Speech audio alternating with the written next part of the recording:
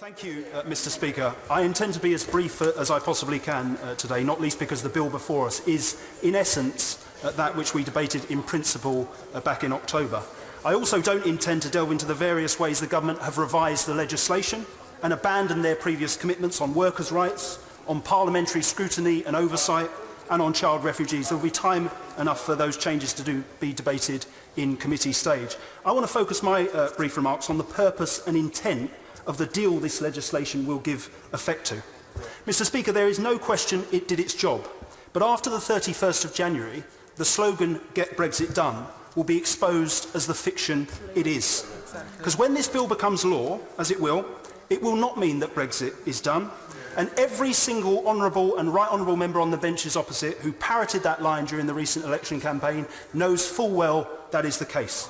Brexit is a process, not an act, and the passage of this legislation and the full implementation of the agreement by both parties is only the end of the beginning of that process and a prelude to a far more challenging phase of it.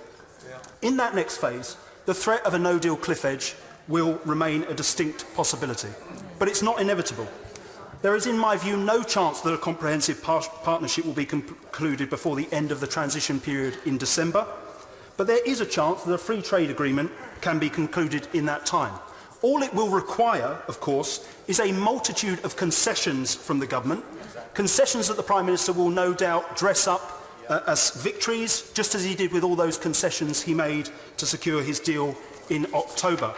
But the reason why I don't rule out the possibility that a trade deal might be secured in less than 12 months exposes precisely the kind of agreement the government are aiming for. So set aside the very serious implications of this deal for Northern Ireland, for the constitutional integrity of the United Kingdom.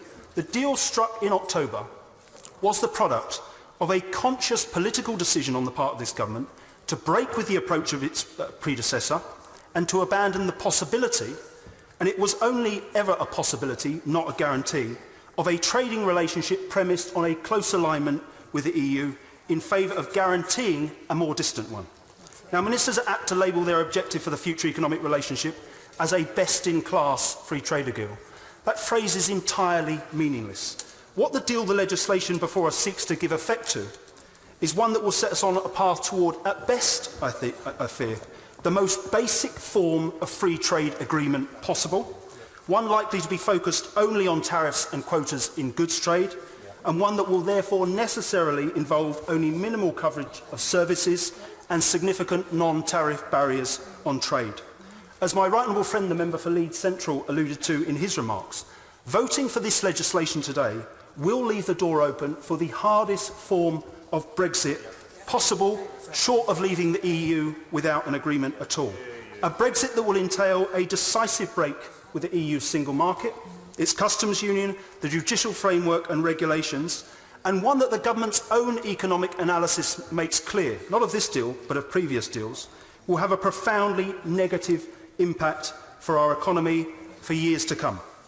We may not feel those economic consequences immediately. Indeed, there's every chance we see a surge in investment in the months ahead. But the harm, discernible or not to those it will impact on, will be felt and will take its toll in every constituency and every community across these isles over the coming decades.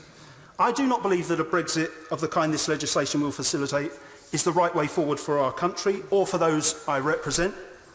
Indeed, I believe it's a profound error.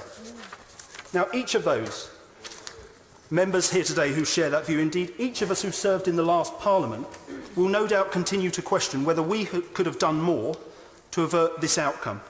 But those of us who returned last week have a chance today to signal our clear opposition to it and to ensure that the deal before us and its consequences are wholly owned by the party opposite. Mr. Speaker, the deal before us was a bad deal for our country in October when the Prime Minister agreed to it. It remains a bad deal today, and I'm afraid the scale of the government's victory last week has done nothing to alter that fact or my very firm conviction that the right thing to do today is to vote against it in principle.